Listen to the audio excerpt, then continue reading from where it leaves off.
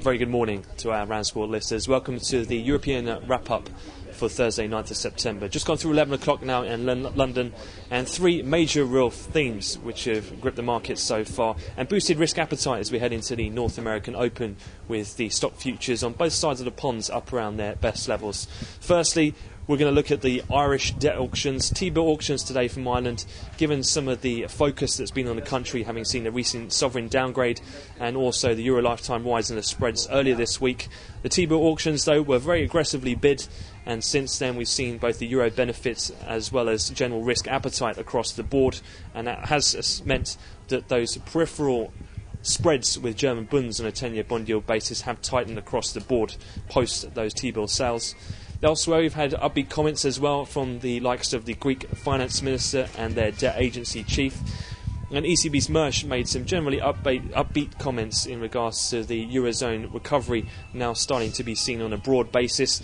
He also spoke in reference to eventually contemplating exiting those emergency stimulus programs, with discussions to take place in around December. So some of those latter months in the Euribor strip just also trading down around 4 to 5 ticks at the moment as well. Looking ahead, though, much of the attention now in London will turn to the Bank of England interest rate decision, and despite much of the talk from the likes of the shadow MPC at the weekend, the potential for an interest rate hike, that seems very much off the cards at this stage, with unanimous, all 50 economists or so, they're all going for unchanged in the key rate at 0.5%, and also with the QE programme to be maintained at 200 billion sterling. Looking else in terms of the US calendar, we've got the weekly jobs numbers and also US trade balance. We've also got the DOE oil inventory numbers later on this afternoon, as well as the EIA natural gas storage change.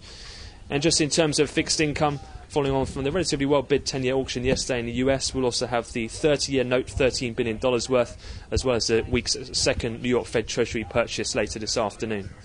Do also bear in mind for the US session, it is a Jewish holiday for their new year, so volumes in the US could well be a little bit lighter today. That concludes the European wrap-up. We'll have another update to come at the European cash equity close, but for now I wish you all a great trading day.